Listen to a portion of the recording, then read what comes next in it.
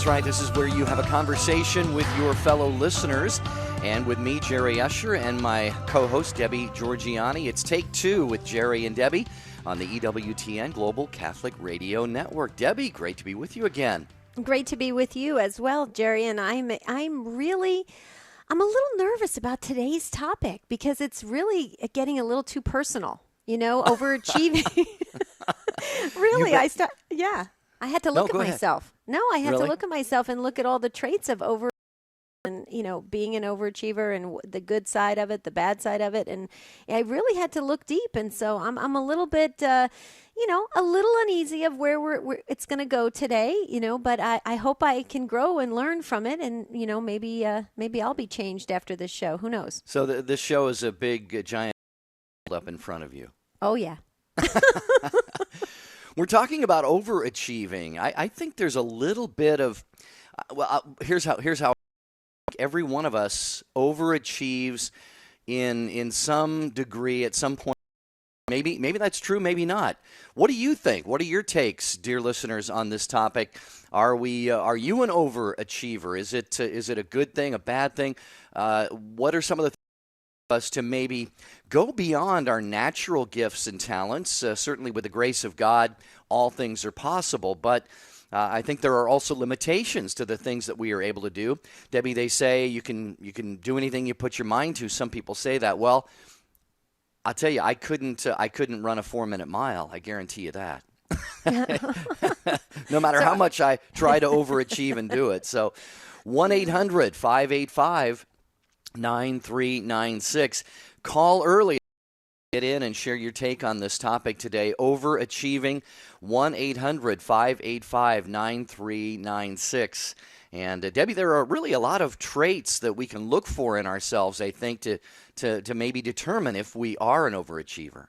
Well, there's different internet articles out there floating about, different signs. There's, 9 traits to an overachiever, 13 traits, 17 traits. And I actually pulled the one that was 17 signs you're an overachiever. The good news is for me, Jerry, I was actually only half of the signs. So that made me feel pretty good. I wasn't all.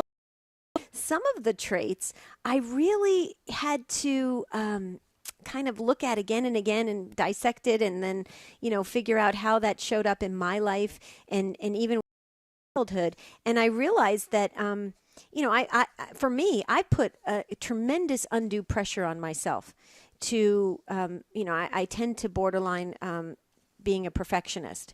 And that is not a No, it's really not, because the pressure is great and the anxiety, goes sky high at times. And so this show, I'm hoping that it'll actually kind of, chill out a bit and not be. Are you an overachiever? Well, I think I've overachieved in my life, on many occasions. And maybe you and I can share some examples of that. But just to give our listeners maybe some more food for thought, what are some of the other traits that are sometimes pointed out as signs of an overachiever? Okay. Well, if you're constantly focused on the future and thinking about the outcome of things, if you're obsessed about that, if you secretly think that you're not good enough, this is a very interesting trait. If you also live your life in a state of perpetual relief, so that like when things if the outcome wasn't like a failure, you have this sense of relief that you didn't fail. Also, too, being a workaholic, having high anxiety, being a perfectionist. Also, too, you're always thinking about the future. You're, like if you get a promotion at work, you're always thinking about the next promotion, driving yourself. And then this was the one that I totally laughed at because my husband and I do this. It's the perpetual, the person that constantly makes lists every day, making a list of what they need to do. I love making lists. I have to tell you, like if list of 20 things and I finish all 20, I'm so excited. But and if I don't accomplish it, I've learned to just roll that into the next day. So I'm not too hard on myself there, but I'm a total list maker. That's a sign of an overachiever as well. All right, what are your takes on this as you're listening to Take Two with Jerry and Debbie on EWTN? Our telephone number, as always, toll free, 1-800-585-9396. Do you think you've gone beyond your natural gifts and talents and abilities at some point in your life? Maybe it was overachieving, maybe it wasn't. Do you consider yourself a perfectionist? Do you fear failure? I know in my life I've had certain things that I have done, and I've been driven by, I think, Debbie, a fear of failing. I think a lot of that comes from, in my situation, family of origin. I'm from divorced parents. My father wasn't around when we were growing up, starting about the age of 7.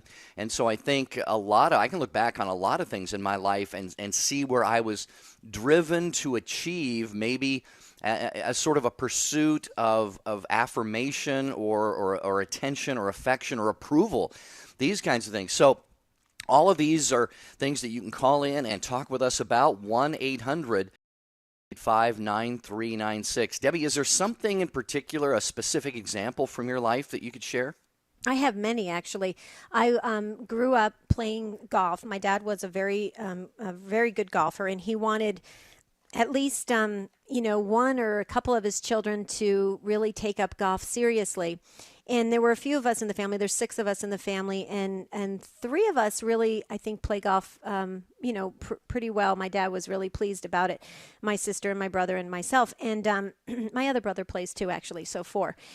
But I was the baby, and I was 4 years old, and so my dad thought this was it. This was the last chance he was going to get of making me into a professional golfer. So I started playing when I was 4 years old, and I put tremendous pressure on myself to the point of burnout, actually.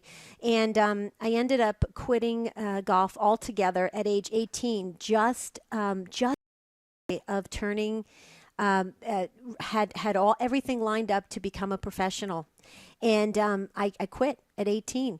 And I think I literally just put so much pressure. And I think there was a part of me that lost the joy of playing golf. It became such work that I lost it, and I ended up not really playing for like 10 years, and picked it back up, and now I play for fun. It's fun, but that little inside trigger goes off in me of that competitive nature, because of playing competitive golf growing up. So I think it's still there, but I've learned to be joyful about it. All right, 1-800-585-9396. We'll get to a break here in just a moment. And then we do have some feedback from social media. We got a wonderful note from a young lady named Sierra. We're going to share that with you on the other side of the break. I think in my own life, it's interesting. I don't say this to pat myself. I was never the best student. I did pretty well. I was never the best athlete. But it's interesting, Debbie, in both high school and college at Franciscan University. In high school, I won the outstanding senior student athlete for my class, and then the same in college. They called it outstanding senior for co-curricular activities. And again, this is not in any way, hey, it's just to show that I think that I involved myself in so many things. I love doing them, don't get me wrong, student government and drama and clubs and sports and other things. But again, as I mentioned earlier, I think in some ways that might have been a pursuit of approval or affirmation or things like that.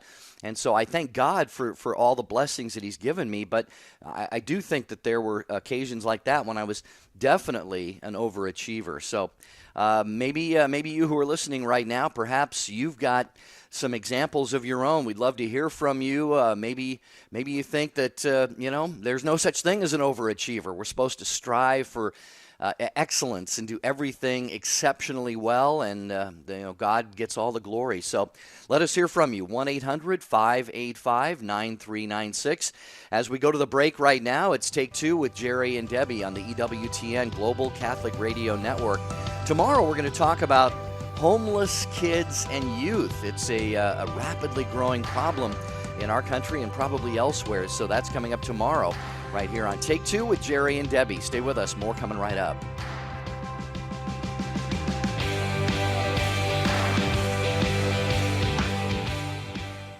Welcome to EWTN's Catholic Almanac. It's June 25th, and today the church celebrates the life of St. Dominic Heneres, one of the martyrs of Vietnam.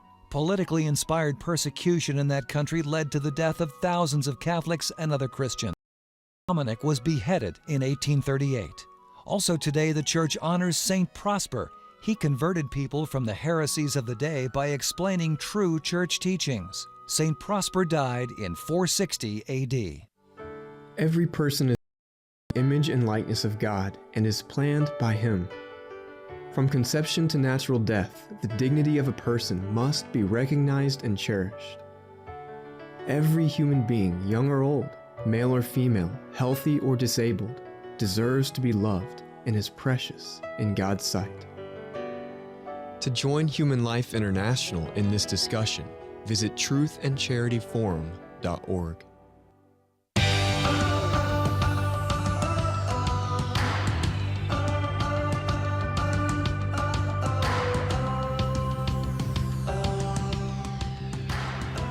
If you're not able to get to a telephone and get a hold of us at 1-800-585-9396, Take Two with Jerry and Debbie.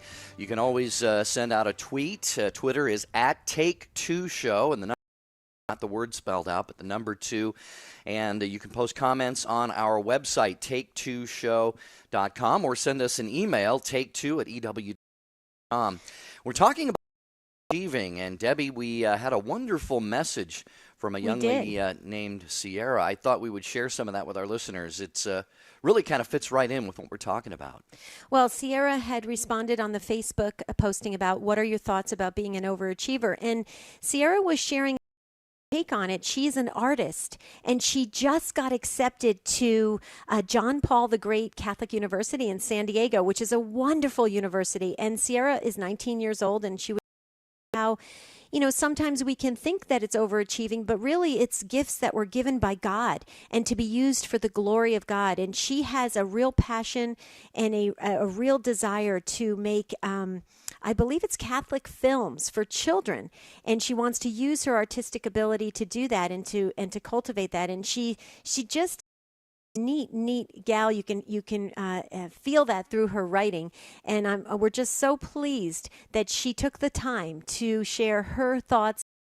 And really, that's what what's great about Sierra's posting is that we can all now.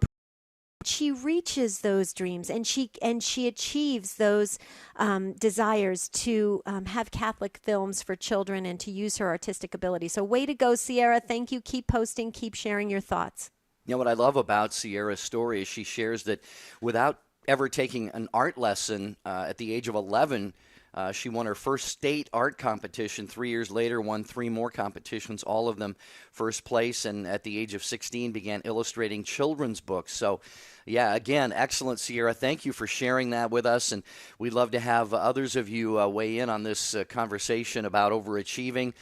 Is there even such thing as that? Or maybe you've got an example of where you feel overachieved in your life. 1-800-585-9396. Let's start our phone calls. What's that, Deb?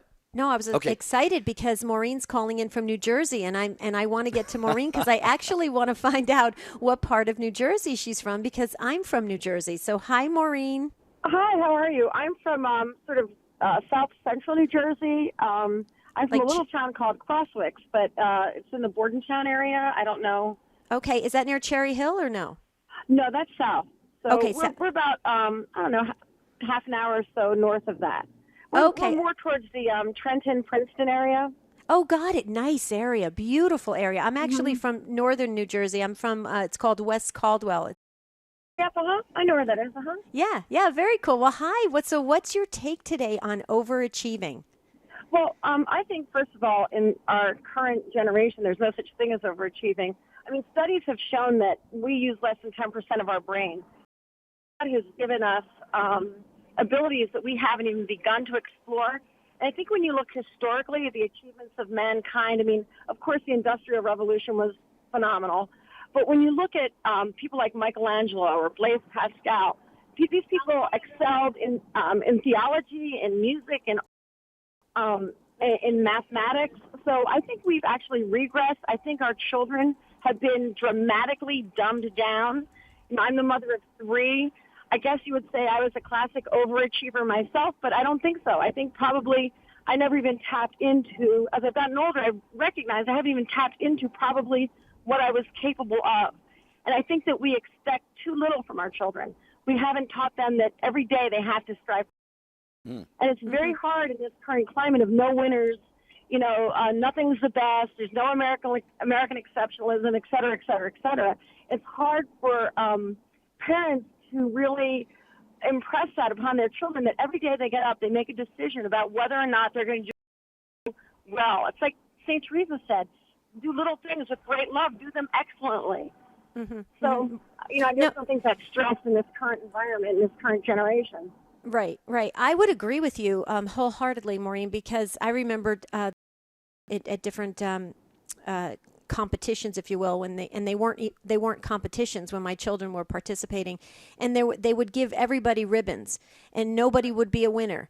And I often said, what happened to healthy competition? I mean, why is anybody even going to strive to try and be the best if everybody ribbon? I mean, go ahead. Striving to be the best. The Chinese are striving to be the best. They're clobbering us in mathematics. I mean, our country has been dramatically dumbed down. There are people in other cultures who teach their children to strive to be the best. Right.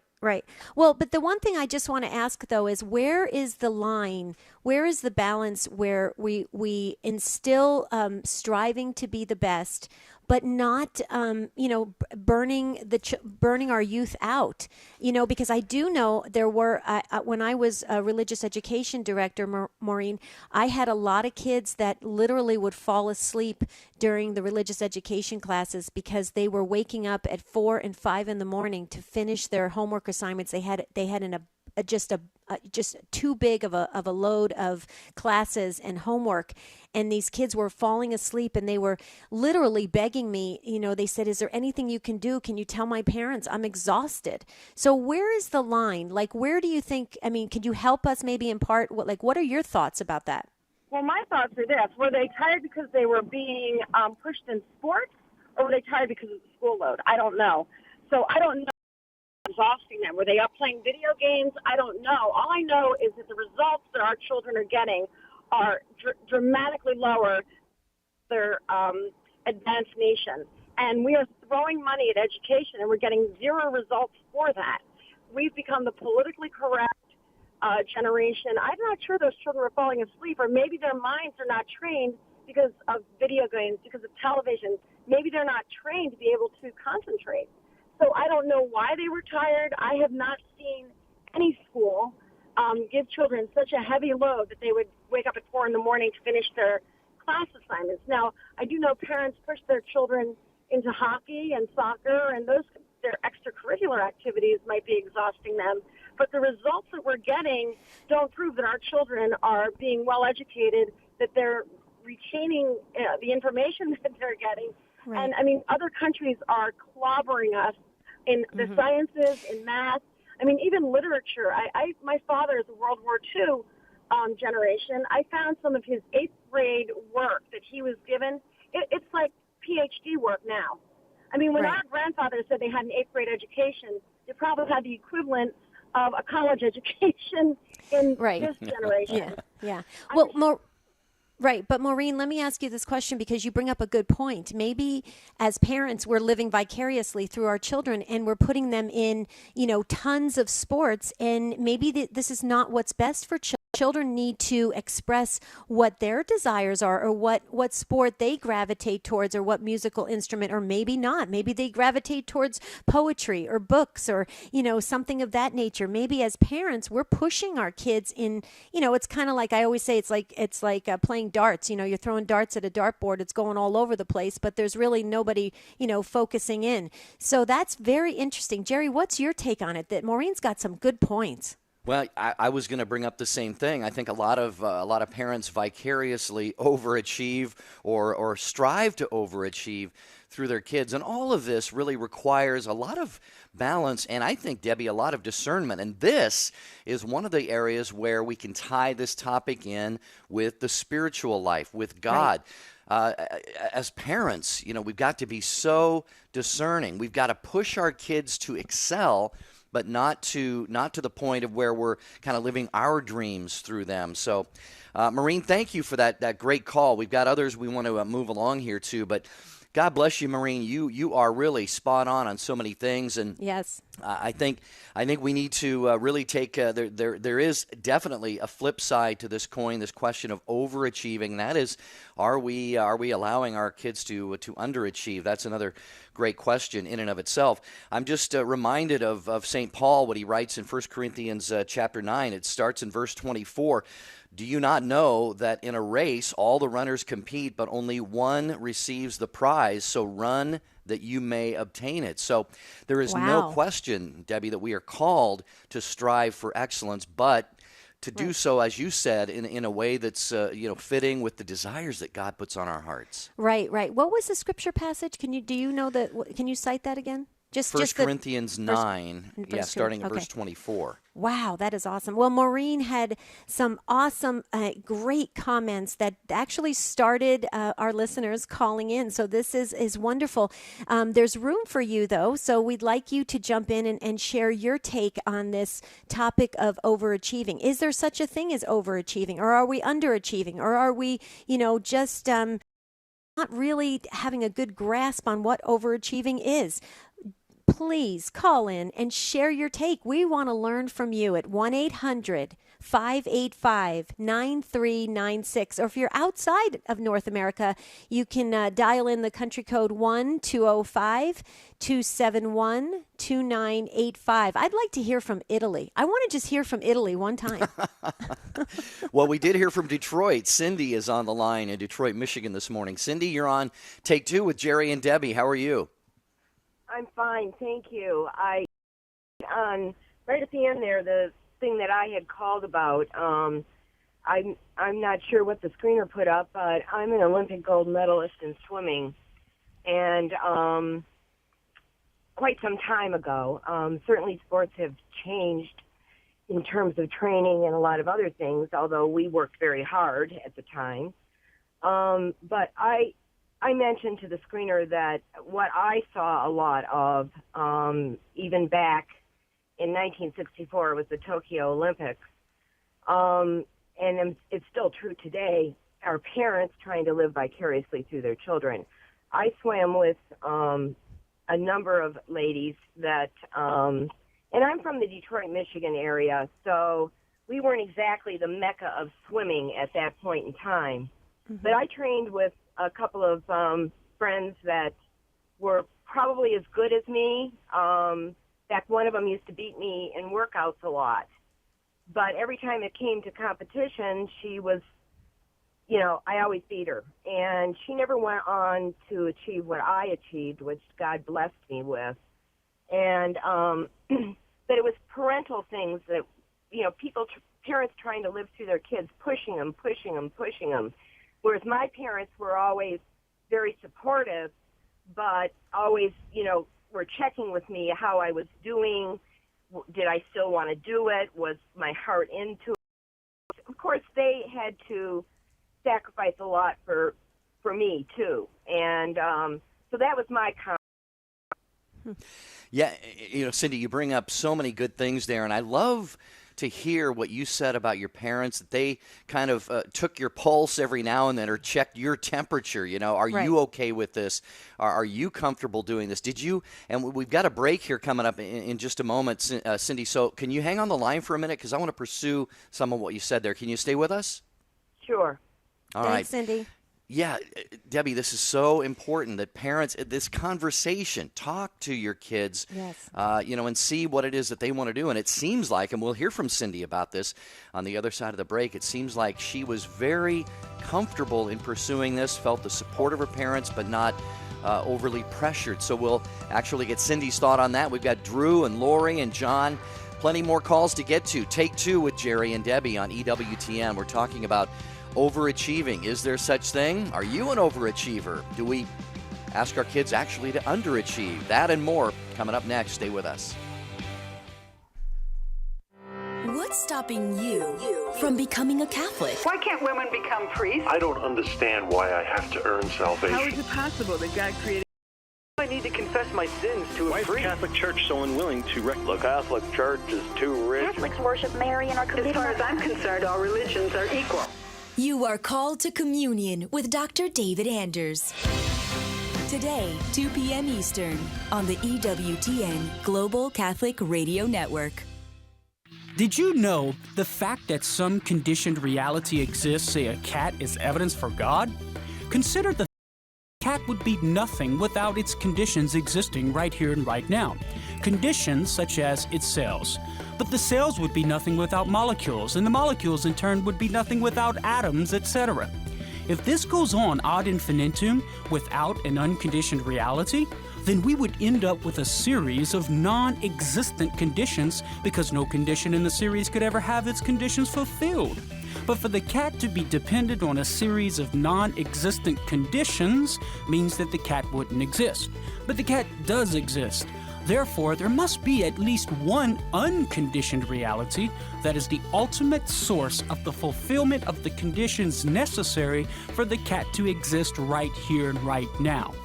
I'm Carlo Broussard with your Magis Minute, the Magis Center at magicenter.com. Hi, this is Jerry Usher reminding you to listen to Vocation Boom Radio, Saturday at 5 p.m. Eastern, exclusively on the EWTN Global Catholic Radio Network. Each week, I bring you dynamic interviews with bishops, priests, vocation, even seminarians and those who support them, all in an effort to assist the Holy Spirit in what is truly a vocation boom around the world. That's Vocation Boom Radio, Saturdays at 5 p.m. Eastern, only on EWTN Radio.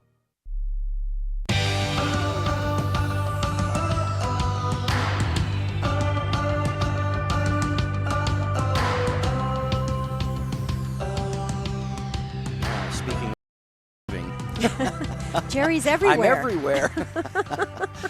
Take two with Debbie on EWTN, 1-800-585-9396. Talking about overachieving. We're going to go back to Cindy in Detroit. Cindy, was I close in what I kind of gathered from what you were saying? You felt really supported, but in a very healthy way to pursue your dreams?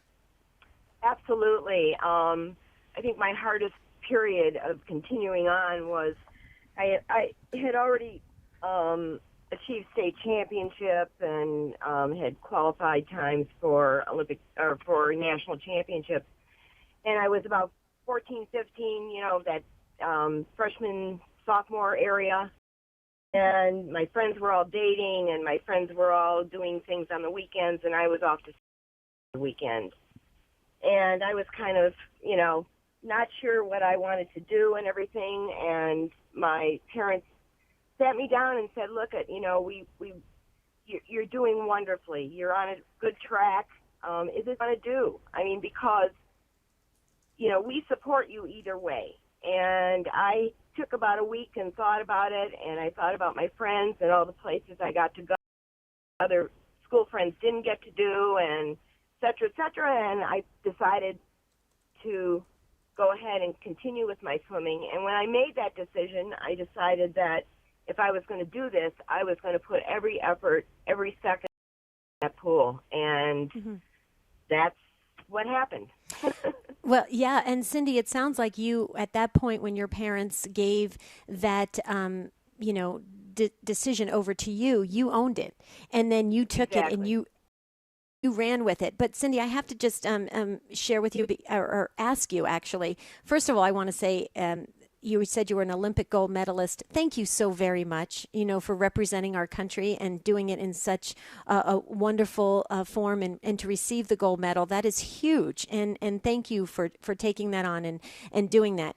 The second thing I wanted to ask you, and maybe this is kind of a silly question, but I was always curious about this. And since you're on the phone and with us, I would just... The Olympic gold medal is very heavy. Is it true? I heard it's extremely heavy to wear. Well, you know what? Things have certainly changed over the years.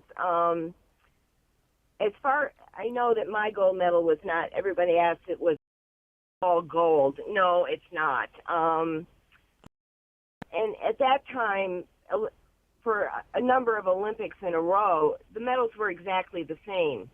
So now, whatever country is doing the Olympics, they own medals, so they're different. But and I have heard that some of the newer ones are very heavy.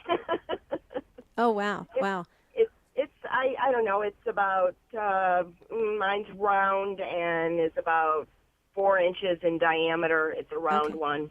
And anyway, wow. I hope that answers your question. Yeah, absolutely. And we're just hearing from our call screener Matt and our producer that was wondering if you actually, or did you just stand there during the national anthem? What were your thoughts and feelings going through you?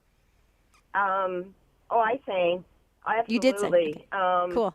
And you know, that question's been asked many times, and one of the things that people have to understand is that you are so ensconced in your training, your swimming.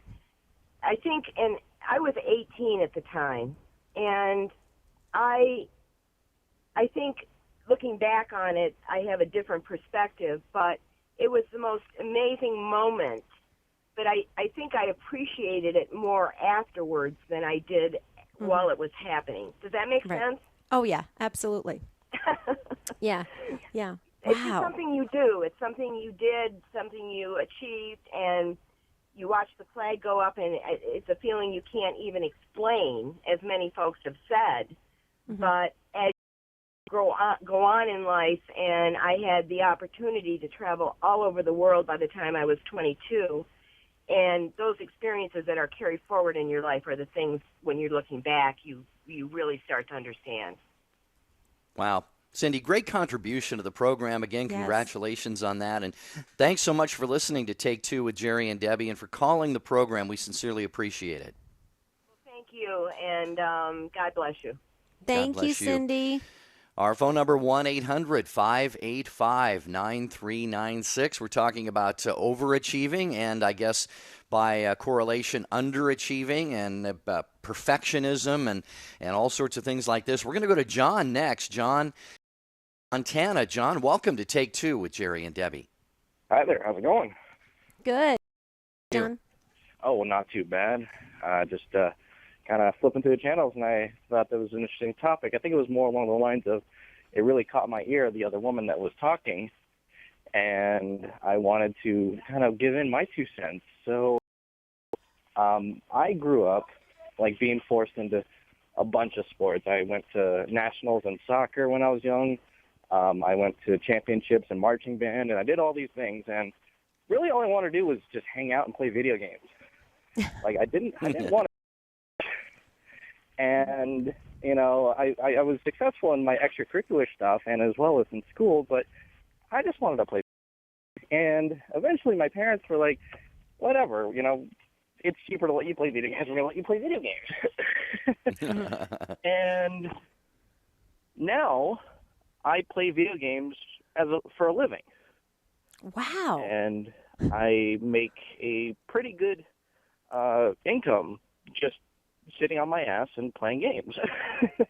Oh my goodness, John! How does one make a living playing video games?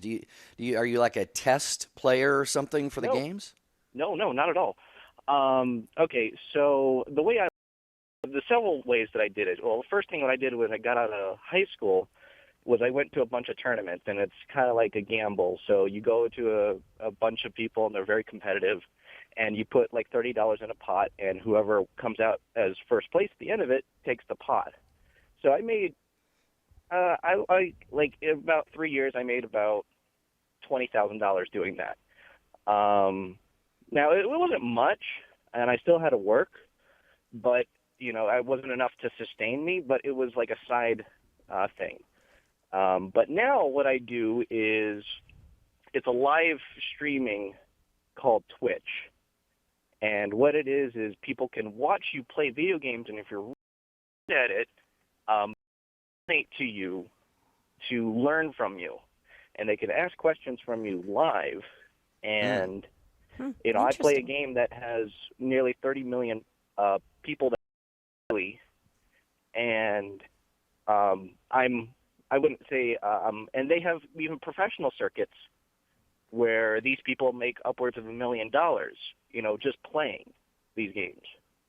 Wow.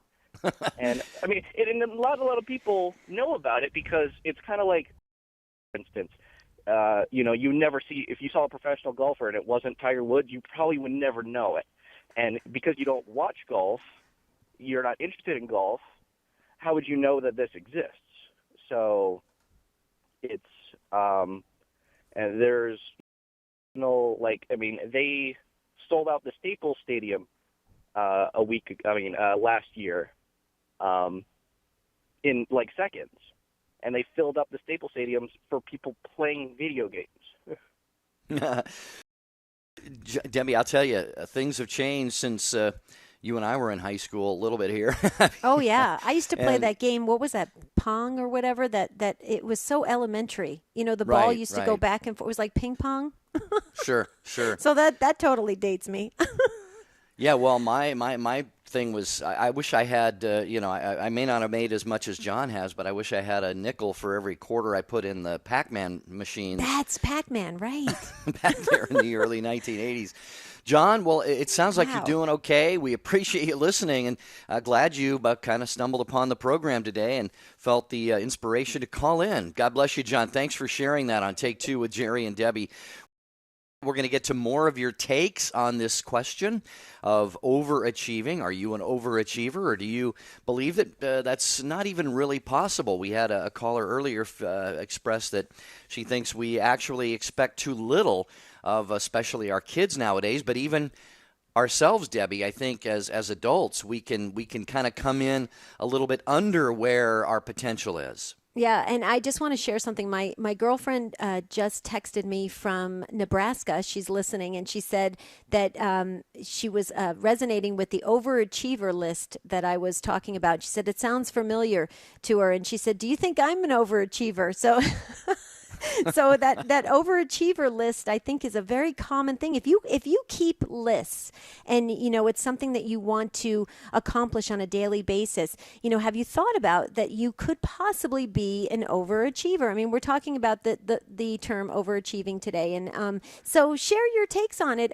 with us on Twitter or on Facebook, or email us and keep the conversation going, because I think this is really interesting. We're learning a lot. We're growing. We're actually experiencing other people's journeys, and that helps us to continue to realize if this is a God-given thing, or should we look more deeply at it and maybe see where we can, shift it a bit and make it for God's glory to be an overachiever. So we love to hear your takes. Are we going to a break, or are we going to go? Yeah, we're going to a break. You hear that music? Music means we're going to. Drew and Lori, hang on. We'll get to your calls and others as well. The ways that you can contact us to be live on the air, it's 1-800-585-9396. Email is take2@ewtn.com. We're coming right back. Don't you go anywhere. The EWTN Book of the Month for June is My Life with Mother Angelica by Sister Mary Raphael of the Poor Clares of Perpetual Adoration. In this heartwarming book, Sister Mary Raphael shares an intimate first-hand account of life in the monastery with Mother Angelica. It's available through the EWTN Religious Catalog web store, EWTNRC.com, 24 hours a day, 7 days a week, or call 1-800-854-6316. Started drinking beer on Saturday nights, sleeping in on Sunday mornings, missing Mass, and then it just became a pattern and continued. Without God, I don't know where I'd be right now. I know the importance of the Eucharist. I know the importance of the sacraments that I didn't know at a young age. I follow God because my desire is to get to heaven. Our lives are rich and full by being members of the Church. If you've been away from the Catholic Church, visit CatholicsComeHome.org.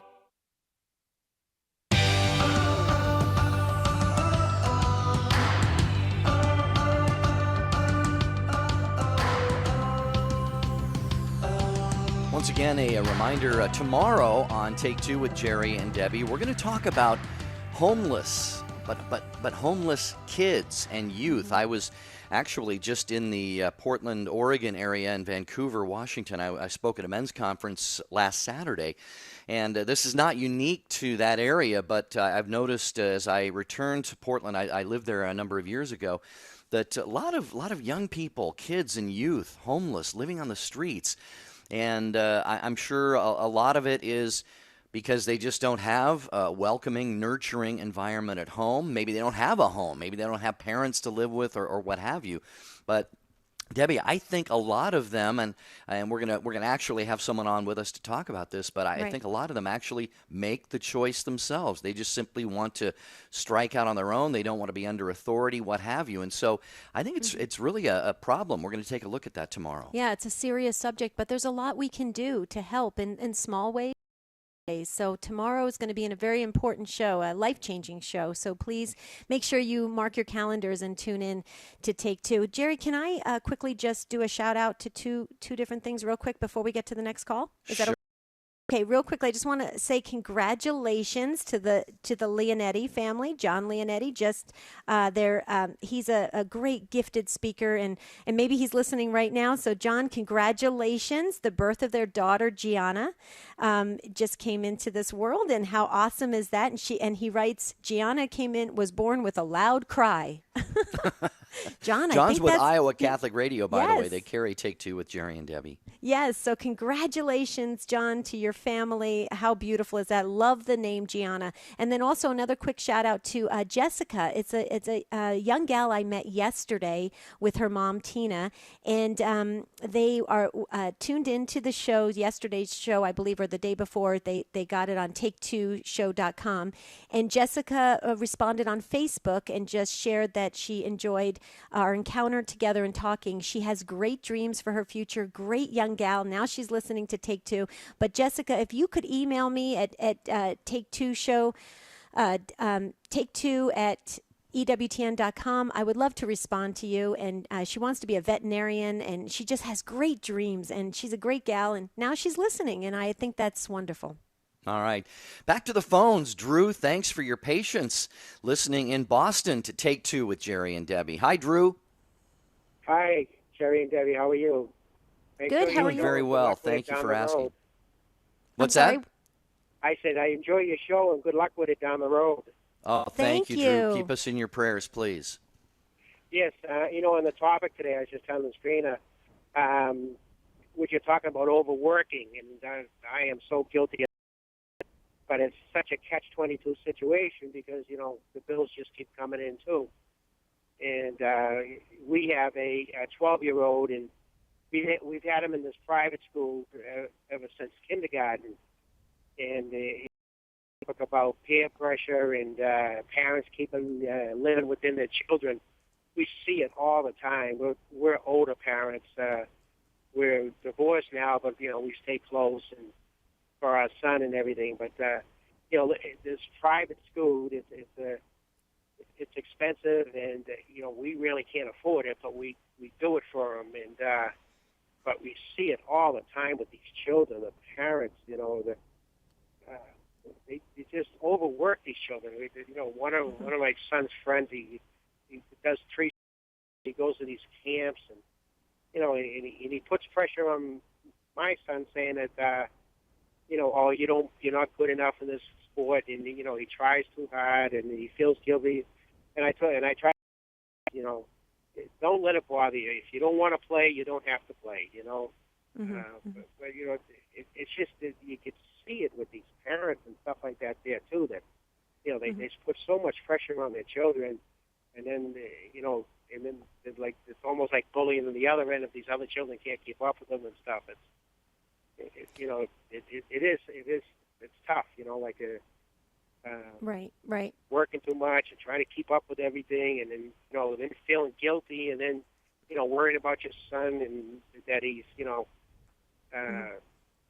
with the peer pressure of other kids in schools and stuff like that. There, right. It's such a round circular thing, if you know what I'm trying to say. Oh, absolutely. Drew, you bring up some amazing points that we could probably have a whole nother hour discussion on.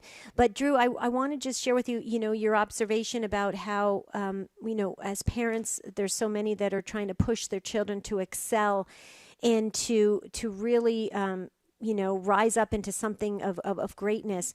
But I go back to the Olympic gold medalist, the call that we had, and the gal was sharing about how she owned it herself. It became hers. It was Cindy. It was the great Olympic gold medalist, and Cindy was saying, it became her dream, not her parents' dream. And I think as parents, we really need to stay aware of it. We can't get into that trap that we're competing against other parents. What my child did today, what my child achieved today. So I personally agree with you wholeheartedly, Drew. But I want to just share real quickly. You mentioned at the beginning of your call that you're a workaholic, but the bills keep coming in. So you do have these pressures on you to stay up and stay current. And I understand that.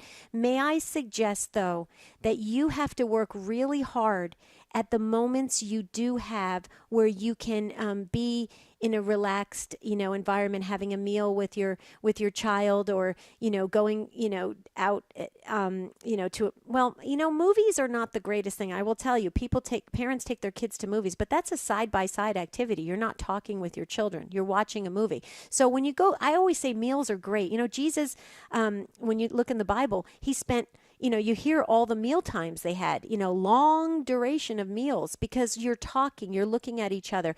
So when you have meals together with your family, Drew, I would suggest to really use that time to have it be your own little mini retreat, if you will, away from work. Don't have your cell phone near you. Keep the computers away and just enjoy a beautiful meal together. I just wanted to suggest that as an idea, because I do have workaholics, I know, and they really, it's tough. The pressure you put upon yourself is really tough. I appreciate the good words. Thank you. Thank you, Drew. Thank you for calling in. Yeah, there's a resource, Drew, I want to point you to. I used to work at Catholic Answers, and I can't remember his position, Phil Lenahan. He's actually, I think, got some financial minutes that, excuse me, that air on EWTN. But he has a program on his website that helps people become financially free. And this seeking wealth or riches or anything, just financially free. And one of the major concerns he deals with, he counsels people on their finances, is how do you keep up with paying the bills and not get into that situation. And that website is Veritas, Veritas, VeritasFinancialMinistries.com. And let me look it up here. Veritas. Can we post that too, Jerry? Certainly can. Okay. Yeah, Drew, it's VeritasFinancialMinistries.com, and there's a lot of free resources on there, and I strongly encourage you and anybody else who's in that situation to log on and get some of Phil Lenahan's great advice, because it really is helping a lot of people. All right, Drew? Thank you very much. All right. Bye-bye. Thanks for the call. We appreciate that. Take two with Jerry and Debbie on EWTN. Our topic today, overachieving, perfectionism, underachieving. Maybe you fit into these categories. 1-800-583-96.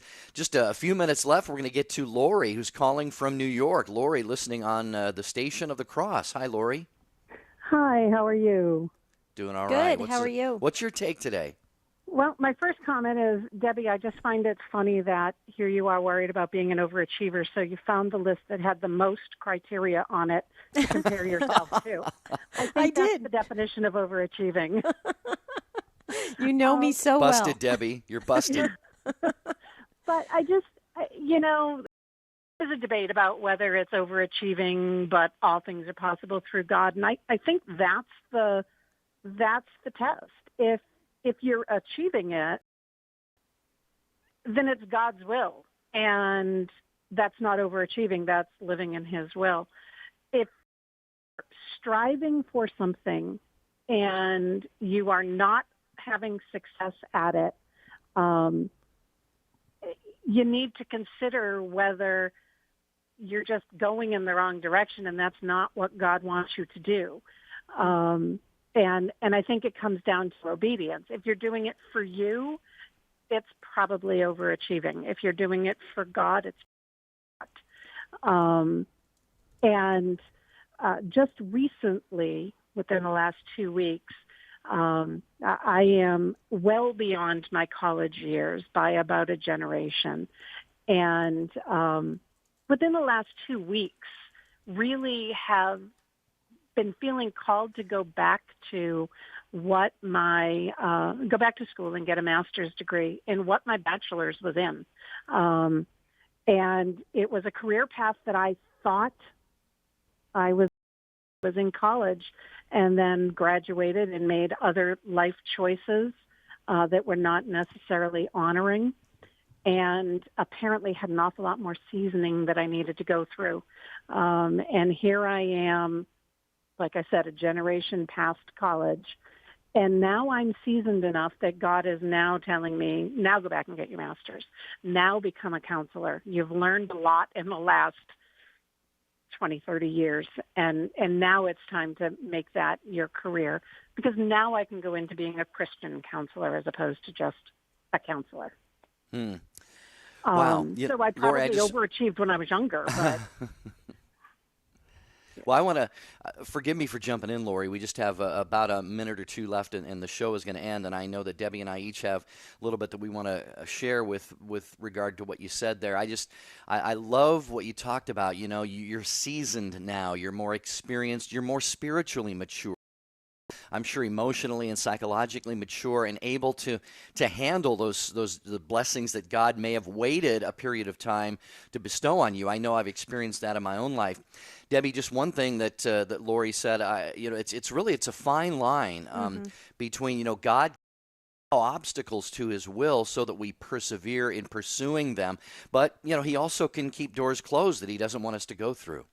Well, and I just want to share, too, that I hear from Lori that, discernment needs to play a really strong part in our God-given gifts, and to discern if it is God's will or not, and to know if it's the best path for us. So discernment kept popping up every time Lori was speaking, and I'm so happy that Lori, you took the time and called in.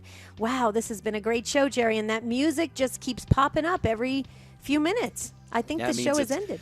Means it's time to go. Lori, God bless you. Thank you for calling. My takeaway today is that I think there may be a little overachiever in all of us, but you know what? I don't think it's a bad thing. I call it a theology of excellence, Debbie. We've got to do everything we do excellently for God's glory. Great takeaway, Jerry. I learned overachiever versus underachiever, and where's that line? And I learned a lot today, so thank you to all the calls. Tune in tomorrow. We've got a serious subject, but we can all help homeless kids and youth at take2show.com. God bless you all. Have a great day.